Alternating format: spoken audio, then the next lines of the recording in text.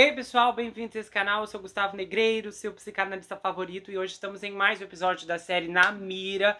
Lembrando que esses dias tivemos um episódio bombástico, que é a loucura do parto em casa. Você precisa assistir essa história, ela abriu debates muito legais aqui no canal, e é uma história bem... Você vai falar, mas eu não tô acreditando no que eu estou ouvindo aqui, mas se prepara, eu vou deixar o link fixado no primeiro comentário para você ir assistir. Você tem que fazer um tour pelo canal, inclusive. Se você ir na página inicial, você vai ver que tudo está dividido em categorias, seções, playlists organizadas.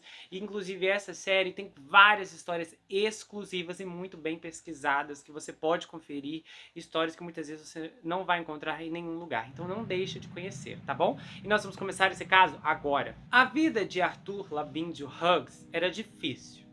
Ele morava com a sua mãe, a Olivia, depois que ela e o Thomas, o pai do Arthur, se separaram pouco antes do seu segundo aniversário. Aí vai entrar uma outra pessoa na história, o Gary. A Olivia e o Gary Cunningham se conheceram em um curso de conscientização sobre o álcool, mas ambos foram atraídos pela bebida. E os dois acabaram bebendo demais e tinham problemas de saúde mental. E havia semanas que eles estavam juntos e semanas que eles estavam separados. O relacionamento era tóxico e incluía violência. E as brigas eram constantes. O Gary chegou a ser violento emocionalmente com ela, mas ela era mais violenta para com ele do que ele para com ela. Porque em novembro de 2018, a Olivia perdeu a cabeça e golpeou o Gary no braço, literalmente, com um filho presente na casa. Surpreendentemente, ele não deu queixa na polícia e ela começou a sair com outro homem ao mesmo tempo em que estava com o Gary, nenhum dos quais sabia que estavam sendo enganados por ela. Então, em 23 de fevereiro de 2019, a Olivia acaba tirando a vida do Gary de manhã. Se anteriormente ela o havia golpeado no braço, dessa vez ela o golpeou 4 vezes. Uma vez no peito e mais 3 na perna esquerda. Bem como havia também 8 feridas superficiais do objeto cortante em outras partes do corpo. O golpe fatal foi atrás do joelho, com 11 centímetros de profundidade. Um vizinho ouviu a voz de um homem gritando e gritando naquela manhã. E aí, ele chamou a polícia. O Gary foi encontrado fora do apartamento em uma área comum por um motorista de entrega em uma poça de sangue. E quando a polícia chegou, a Olivia passou por cima de seu corpo sem um pingo de emoção. Obviamente, ela foi presa e no dia 10 de setembro de 2019, no Tribunal da Coroa de Birmingham, ela foi considerada culpada de homicídio culposo com base em responsabilidade diminuída devido a problemas de saúde mental induzidos por substâncias. Ela foi condenada a 18 anos pelo juiz Simon Drew. Só que aí chegou em 2020 e o Tribunal de Apelação decidiu que o júri não foi instruído a considerar legítima defesa como defesa. Portanto, a condenação foi considerada insegura e a Olivia permaneceu em prisão preventiva. Em 2 de julho de 2021, houve um novo julgamento e o júri do Tribunal da Coroa considerou a Olivia inocente de homicídio, mas culpada de homicídio culposo, com base em responsabilidade diminuída. E após um julgamento de 3 semanas, ela foi condenada a 11 anos de prisão. Dessa vez, quem presidia o tribunal era uma juíza chamada Amanda Typles, e ela disse: olha, você contou mentira após mentira sobre a extensão da violência infligida a você por Gary. Você exagerou completamente a violência física em seu relacionamento. Você fez uma série de acusações falsas. Você quis se mostrar como vítima e provar que o Gary era responsável pelo seu próprio fim. E você tentou desviar a culpa de si mesma. Você é uma arquimanipuladora e você tentou fazer de tudo para conseguir o que queria com quem queria. A única pessoa que sabe o que aconteceu é você, e por mais bêbada e dopada que você estivesse naquela manhã, eu tenho certeza que você sabe o que realmente aconteceu. Você mentiu para a polícia quando eles chegaram e disse que nada havia acontecido. Depois que você foi presa, você disse a eles que o Gary havia tirado a própria vida. Você é uma mulher inteligente, academicamente bem-sucedida na escola e também frequentou a universidade. Você usou essa inteligência para contar a este júri uma extensa e elaborada série de mentiras que inventou depois de matar o Gary, para descrever o relacionamento em que você está. A juíza concluiu que não havia nenhum elemento de legítima defesa no caso e disse que ela era uma total manipuladora e que não acreditava em uma palavra do que ela disse, embora ela tivesse basicamente se safado com o júri. Depois que ela foi presa, o Arthur foi deixado aos cuidados exclusivos de seu pai. E apesar dos desafios, ele era um menino feliz e atrevido, que era adorado pela sua família extensa. Ele amava a escola, futebol e super-heróis. Ele gostava do Batman, do Pantera Negra, do Superman, do Flash. E ele tinha todas as fantasias e bonecos de ação. E adorava se vestir fingindo que tinha todos aqueles superpoderes. Não muito tempo depois de assumir a responsabilidade pelo Arthur, o Thomas, de 29 anos, conheceu Emma Tustin em um site de namoro online. Quando o Reino Unido entrou em confinamento em março de 2020, o novo casal tomou a decisão de unir suas famílias na casa de Emma, em Cromwell Ride, em Solihull, onde ela morava com seus próprios filhos de 4 e 5 anos. Não demorou muito para que as coisas piorassem para o Arthur. Em abril, o serviço social e a polícia fizeram uma visita após referências da sua avó preocupada, Joanne Hughes. E pasmem, uma denúncia anônima dos próprios pais da Emma.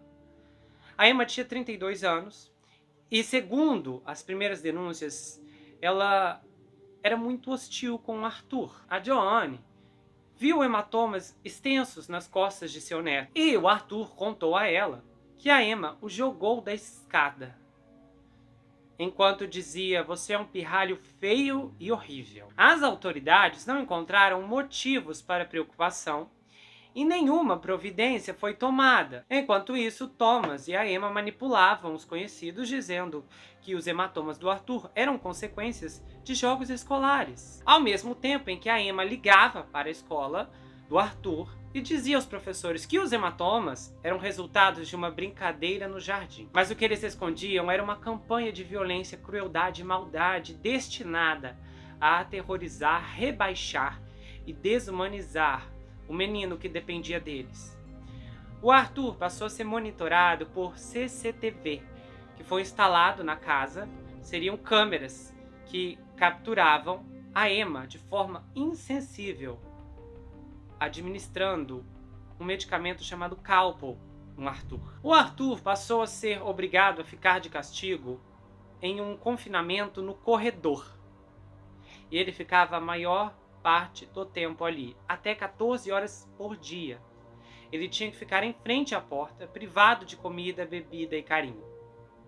Ele ficava ali sozinho, enquanto seu pai saboreava chocolates e outras guloseimas na cozinha com a Emma e seus próprios filhos. Os seus bens preciosos, incluindo um cobertor favorito, um ursinho de pelúcia e as suas amadas camisas de futebol, foram rasgadas e destruídas diante de seus olhos pela Emma, que estava enfurecida e queria aplicar uma punição nele. À medida que ele ficava mais fraco e lutava para ficar em pé, o Arthur seria punido ainda mais se tentasse se mover ou sentar no corredor.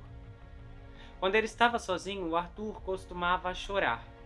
E a Emma chegou a gravar mais de 200 clipes dele em perigo, incluindo 2 gravações particularmente angustiantes, em que o Arthur é ouvido implorando em lágrimas: "Eu quero que você me alimente, ninguém vai me alimentar". Ou em outros momentos ele estava chorando e dizendo: "Ninguém me ama". E o Arthur podia ser ouvido chorando e soluçando e dizendo: "Por favor, me leva pra babá, ou então me deixa na casa do tio Blake". A Emma enviava essas gravações para o Thomas, que respondia com ameaças violentas, encorajando-a a machucar o seu filho. Em um dia, ele disse: "Apenas acabe com ele". Em outro, ele falou: "Eu vou cuidar dele quando estiver em casa". O tempo todo, o Arthur foi isolado daqueles que o amavam e poderiam ajudá-lo. Thomas e a Emma passaram a mantê-lo fora de vista.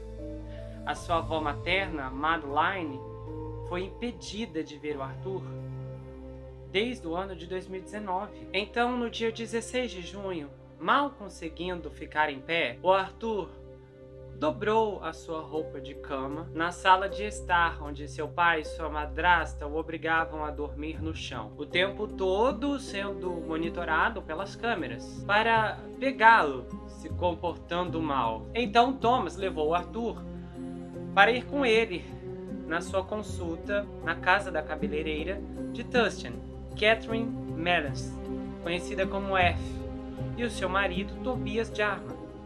O casal imediatamente ficou impressionado com o estado do Arthur, que, aliás, tinham visto pela última vez em fevereiro, e até então ele estava saudável. Mas apenas alguns meses depois, o Arthur estava magro, desnutrido e fraco demais para segurar um copo de água que o Tobias havia contrabandeado para ele. Em seus olhos havia medo e logo ficou claro por quê. Como em casa, o Arthur foi forçado a ficar no corredor. E quando não conseguia mais ficar em pé, o Thomas foi ouvido gritando com o seu filho e ameaçando colocá-lo a 2 metros de profundidade e arrancar sua cabeça e então usá-la como uma bola de futebol.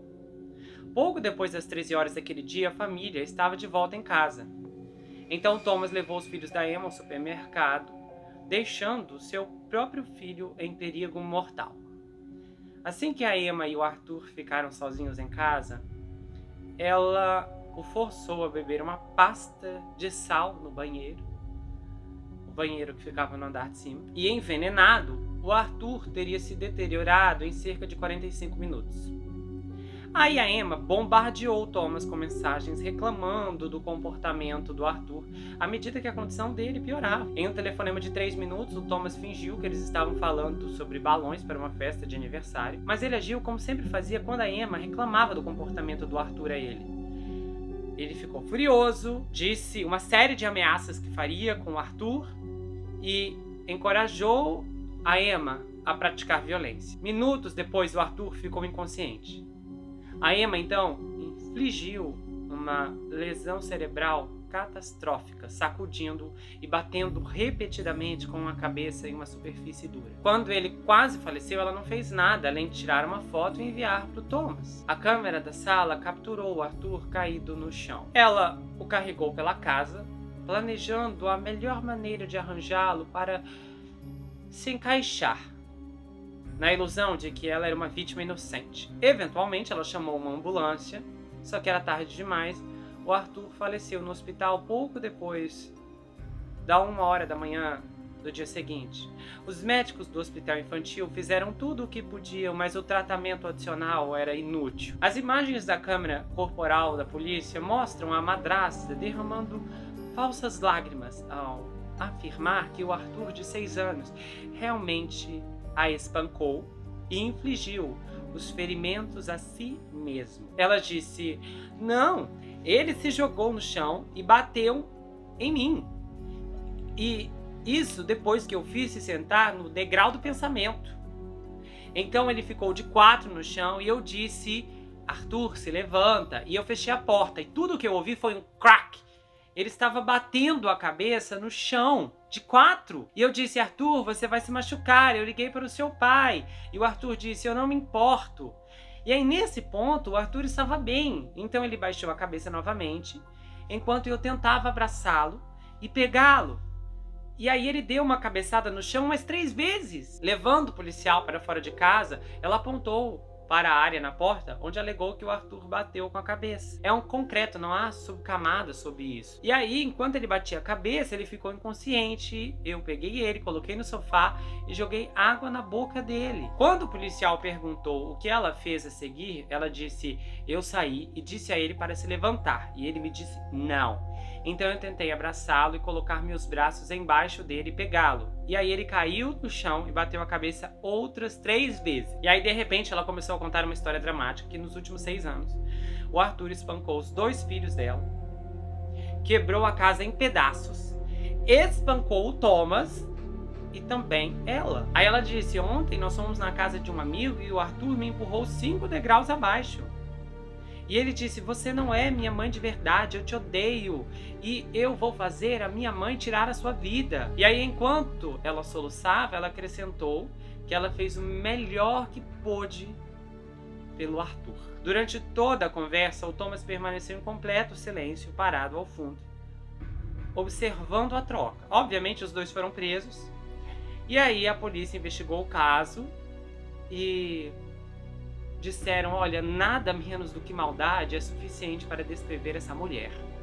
A avó do Arthur concordou e disse: esse casal é frio, calculista e perverso. Os especialistas disseram que a extensão dos ferimentos do Arthur atendia a definição médica de tortura infantil.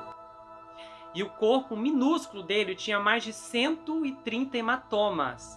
Aí no ano de 2021 o julgamento começou. A Emma procurou desviar a culpa. E ela inicialmente se apresentou como vítima e alegou que na verdade o Arthur era o agressor na casa, que ele tratava mal o casal, que ele provocava estresse diário. E a Emma disse aos jurados: olha, o que quer que tenha acontecido com ele foi feito por suas próprias ações. Só que os especialistas médicos discordaram. Não havia como o Arthur, de 6 anos, infligir os ferimentos insustentáveis a si mesmo. Para piorar, testes após o falecimento dele revelaram que ele estava sendo envenenado com sal há muito tempo. Ele havia consumido pelo menos 6 colheres de chá e meia de sal no dia em que foi mortalmente ferido. A Emma estava repetidamente misturando sal na comida dele e na bebida dele. Então, por isso ele foi perdendo peso tão rápido. Porque ele ia comer um prato de comida, mas não conseguia, porque aquilo não era comestível, era mais sal do que alimento em si. A Emma acabou se declarando culpada de 2 acusações de crueldade infantil, mas negou outras acusações, enquanto Thomas negou todas as acusações do mesmo crime no julgamento. Os promotores até lembraram ao júri que no dia em que o Arthur se foi, mal havia uma indicação de que ele morava no número 39 da rua, de tamanho isolamento que era dele para com o resto da família. A madrasta do Arthur foi condenada à prisão perpétua e o pai do Arthur foi considerado culpado de homicídio culposo e condenado a 21 anos. Foi relatado que a Emma foi alvejada com sal na prisão e também foi ameaçada com violência por outras presidiárias. Bom, depois disso, perguntas sérias passaram a ser feitas às autoridades que poderiam ter intervido para salvar o Arthur. Uma revisão pelos serviços sociais estava em andamento e o escritório independente de conduta policial também estava examinando se as oportunidades foram perdidas pela polícia. As contusões do Arthur foram ignoradas pelos serviços sociais e isso ficou evidente quando foi perguntado por que ninguém havia investigado hematomas nas costas do Arthur, já que os hematomas nas costas dele eram muito mais significativos do que os que tinham nas canelas e pernas. Foi constatado que havia uma discrepância entre o relatório da assistência social sobre os hematomas nas costas dele, principalmente porque a descrição era que haviam hematomas desbotados e fotografias dos seus ferimentos extensos. As evidências de contusões foram compartilhadas em momentos diferentes com diferentes agências e o envolvimento de médicos especialistas na avaliação dos ferimentos dele simplesmente não aconteceu e ninguém fez nenhuma pergunta. Aí depois de uma análise e uma investigação, eles descobriram que dezenas de menores estão sendo negligenciados pelo serviço social e vários deles estão falecendo. Aí o Nick Page, o executivo-chefe do conselho, escreveu à equipe dizendo: olha, estou deixando o cargo com efeito imediato, desejo boa sorte a vocês e estou indo embora. Nisso a investigação continuou acontecendo e os serviços infantis foram considerados inadequados na inspeção. Aí até agora continuam a sair notícias recentes das tentativas de melhora no sistema, que eles estão tentando fazer alguma coisa, mas no fim ninguém faz nada. E outra questão, a mãe do Arthur foi entrevistada da prisão e ela disse: olha, o Arthur era a luz da minha vida, ele não era apenas o meu único filho, mas ele era meu melhor amigo e eu nunca poderia imaginar que ele poderia ter sido levado deste mundo tão cedo em sua vida. Se o Arthur pudesse pedir uma última coisa, seria que ele fosse lembrado por seu superpoder. E é por isso que sempre me lembrarei dele. Seu superpoder. E o superpoder do Arthur era o seu sorriso. Esse é o terceiro caso recente que eu tenho aqui no canal, envolvendo menores e uma negligência extrema do serviço social. Nós tivemos o caso da Teresa Knorr, que é um caso diabólico, e na época, na minha análise, eu fui bem severo com assistência social. E eu lembro até que eu vi um comentário de uma moça muito educada, que é assistente social, e ela falou que conhece muitas pessoas e que todos tentam fazer o seu melhor. E eu acredito plenamente que há assistentes sociais, que há pessoas do corpo de membros do serviço social que tem boas intenções. Não generalizando, parece que há algo que acontece no serviço social. Especificamente, vocês sabem que toda vez que eu vou criticar algum tipo de profissão, eu nunca passo pano para ninguém, eu critico da minha própria área, psicanalistas, psiquiatras, eu critico policiais, o FBI, eu não sou de encobrir ninguém.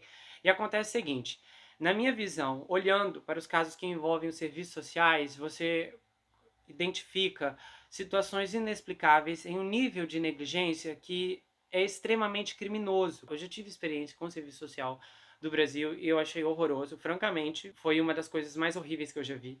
Nos casos em que eu já trabalhei, um caso sempre consegue superar o outro de forma inacreditável. A questão é o seguinte: parece que o governo não dá conta, ou as pessoas que deveriam estar fazendo alguma coisa não fazem porque simplesmente há alguma coisa errada na forma como o processo acontece, se é que existe algum processo, porque a gente pegou o caso da Victória antes desse, e no caso da Victória foram gastos milhões para fazer uma investigação que mostrou falhas de cima a baixo, uma assistente social ridícula, uma policial com medo de pegar sarna e por aí vai, e no fim, uma menina perdeu a vida da pior maneira possível. Aqui nós temos um caso de denúncias legítimas, nós temos os pais da madrasta falando, olha, acho que a minha filha está tratando mal o enteado, e simplesmente ninguém faz nada, ninguém investiga, ninguém interroga. A quantidade de hematomas que esse garotinho tinha no corpo, e simplesmente o serviço social olhar para aquelas fotos e falar, ai, não tem nada de errado aqui, não faz sentido. E o problema é que isso não é apenas em um país isolado.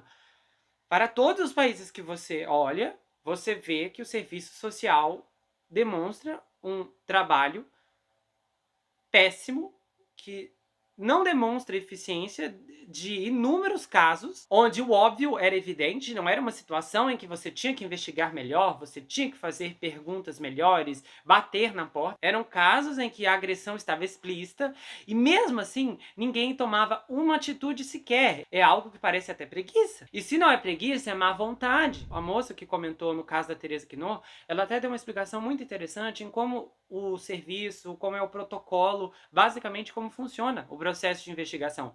E a descrição dela é muito rica e interessante, porque em nenhum desses casos, o que ela disse para mim que tem que acontecer, acontece nessas histórias. Literalmente, o que está acontecendo está custando vidas, e se não acontecer uma reforma urgente a nível global, eu não sei quantas mais vai custar. Se o governo não tem capacidade para fazer o serviço social funcionar, então é melhor colocar nas mãos de outras pessoas, e francamente, porque desse jeito não dá para continuar. Esse tipo de resposta a esses menores que precisam de ajuda continua acontecendo de forma estrutural e sistemática, porque simplesmente esses pequenos que deveriam estar sendo salvos não estão sendo. E o grande problema é que quando você vai puxar na história, você vê alegações terríveis contra o sistema de serviço social em todo o mundo há décadas e décadas e décadas e décadas e décadas. É um sistema que, por motivos que eu não sei explicar, não consegue se mostrar eficiente. E nesse ponto isso vai caracterizar as pessoas que fazem bem o seu trabalho dentro dessa estrutura, mas que infelizmente são minoria, enquanto a maioria vai queimando a reputação da instituição. Nenhuma agência do governo está imune às críticas. O FBI é bastante criticado, 40% da população dos Estados Unidos não acredita mais no FBI, o FBI perdeu a credibilidade de forma séria. Quando você olha para a polícia, há também acusações gravíssimas. Muita gente acha que a polícia americana tem que ser reformada por conta da violência policial em algumas áreas. Existem problemas de investigação, política nem se fala, existem vários ramos, saúde, medicamentos, FDA, isso e aquilo. Todo mundo vai ver problemas em todos os lugares e esses problemas realmente existem. Mas aqui, olhando as estatísticas que são consequência das investigações que o Reino Unido tem feito no seu próprio sistema de serviço social infantil, você identifica que a brecha, que a fragilidade e que a péssima estrutura do sistema está muito evidente, mas que ninguém corrige por motivos desconhecidos. O mais triste é que ainda não há um reconhecimento disso. Quando você vai conversar na possibilidade da mãe ser agressora e não o pai dentro de uma história, as pessoas ficam chocadas. Tem gente que fica incomodada, eu já vi pessoas argumentando, não, mas isso não acontece, é raridade. Bom, Na verdade, não é raridade. Se nós temos uma maioria de homens que cometem crimes hediondos com mulheres, nós temos também estatísticas que mostram o outro lado. Então, quando o menor perde a vida por conta da sua família, em 70% dos casos, isso aconteceu através da própria mãe. Ela ceifou o garoto ou a garota. 70%. Essa é uma manchete que você não vê em nenhum lugar. Isso aqui é um perigo alarmante e desconhecido. Quando eu vi essa estatística, eu fiquei perplexo, porque esses casos não são muito bem documentados. Parece que já há um desinteresse quando é preciso ir atrás de uma história em que a mãe foi a vilã com os menores. Quando é o pai, tudo bem, é incrível, vamos documentar, gravar, fazemos um documentário, um filme, um best-seller. Mas quando é com a mãe, ai, não sei, tadinha, ela tem algum motivo para afogar a cabeça de um menor numa banheira? Pelo amor de Deus, esses números são muito altos. 70% é assustador. A questão é que quando é um homem tirando a vida de uma mulher adulta, você ainda tem a noção que uma mulher pode tentar se defender de alguma forma. Ainda assim, nós sabemos que ela terá desvantagem se for em uma briga corporal por conta da estrutura, do peso do corpo do homem. Agora, quando nós estamos falando de menores, menores não têm chance. Menores não podem fazer nada, absolutamente nada. Eles não podem reagir, eles não têm dinheiro, eles não têm celulares, eles não têm ninguém a quem pedir socorro. Não há uma pessoa nesse mundo que eles poderão gritar. Ninguém leva a sério o que menor diz. Infelizmente, essa é a verdade. Existem casos que assistentes sociais entrevistaram menores e o menor contou, olha, tá acontecendo isso comigo, faz aquilo comigo, não sei o que, mas denúncias assim gravíssimas, e basicamente não estamos dizendo que é para se basear apenas na palavra do menor, que claro, às vezes acontece de mentir, mas havia evidências físicas, corporais, vizinhos que realmente diziam, olha, eu ouço o bebê gritar, eu ouço o bebê chorar, e ainda assim a assistência social chegou a escrever no relatório, concluímos que não há nada de errado aqui, e devolve o menor para um lar de pessoas agressivas, ou de um pai agressivo, de uma mãe agressiva, seja como for. Há um nível assustador de percepção de que essas vítimas serão sempre descredibilizadas. Eu cheguei a uma conclusão recentemente que é muito drástica e triste, que é algo que eu não tinha me dado conta, mas agora eu realmente cheguei na linha em que eu percebo que os menores, os bebês, são os indivíduos que menos têm direitos no mundo todo, em todos os lugares do mundo, são os que mais estão em desvantagem no sistema. E você não vê grupos ativistas para proteger esses menores.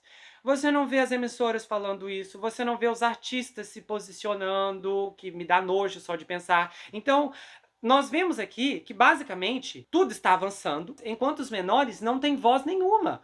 O caso da loucura do parto em casa é uma prova disso, que muita gente argumentou aqui. O bebê simplesmente não tem direito de dizer, olha, eu quero nascer no hospital, que é seguro, se acontecer alguma coisa tem mais chances do que nascer em casa sem ninguém. Ele não tem voz nenhuma, ninguém vai poder entrevistá-lo. Aí é o ponto de que o bebê não sabe falar, não tem como falar, não pode se expressar. Se der certo o parto em casa, tudo bem, se não der, foi escolha da mulher ou do casal. Agora, o que é mais triste para mim constatar é que, infelizmente, nós não podemos fazer realmente estudos, sabe, de encontrar um bebê que realmente conseguisse falar e expressar o que ele passa dentro de uma barriga, principalmente às vezes de uma mulher que está em uma situação problemática, um lar agressivo, um casamento horrível, e aí o bebê absorve toda essa violência, ou então o que foi mencionado também no caso do parto em casa, da luta do bebê que durou 6 dias antes de perder a sua vida, o que ele não sofreu, qual foi a luta intragável dele. A única coisa mais palpável que você pode ver é o que eu já vi, tem no YouTube, se você procurar, tem vídeos, registros de bebês lutando pela vida quando vai acontecer um desmembramento fatal. Aí você vê o bebê tentando fugir do catéter de alguma forma ou outra. E aí, essa é a única coisa que tem, porque ainda assim o bebê não vai nem poder falar dessa experiência quando crescer, no caso se for um sobrevivente. Ele não vai poder dizer, olha, eu lembro quando aconteceu aquela luta terrível dentro da barriga da minha mãe, ou então como meu parto foi difícil, eu lutei para sair, e aquela placenta. Não tem ninguém para testemunhar, nem mesmo quando cresce. Então nós estamos olhando para uma estrutura aqui que não há testemunhas, que não há evidências, que não há suporte e que não há nenhum interesse governamental em melhorar a segurança tanto para bebês quanto para menores de 2, 3, 4 anos que ainda são bebês, na minha opinião. Mal sabem falar, mal sabem andar, mal sabem discernir o perigo da segurança, colocam constantemente o dedo na tomada. Se você deixar a porta aberta, eles saem como eu já vi uma vez uma situação em que o bebê se aproveitou da porta aberta e saiu engatinhando e foi pro meio da rua. Graças a Deus, o carro que estava vindo parou, se não tinha passado por cima dele. E ele lá todo felizão, lindão, sorrindo, mas podia ter partido dessa pro cemitério. Esses são, de fato, as vítimas mais marginalizadas do nosso sistema. Os menores. E diferente de todos os outros grupos que reivindicam direitos, seja eles certos ou não, todos eles poderão compartilhar memórias dos preconceitos, das desvantagens, das situações desconfortáveis ou injustas que passaram.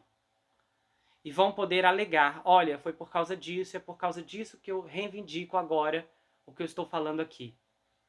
Mas um adulto nunca vai poder falar do que ele quer que seja feito para melhorar a saúde de bebês ou de menores, porque ele não vai ter uma consciência ou uma memória rica de informações para narrar o que lhe aconteceu. A triste verdade é essa. Menores indefesos não podem se proteger e nem são capazes de lutar à altura por sua própria vida.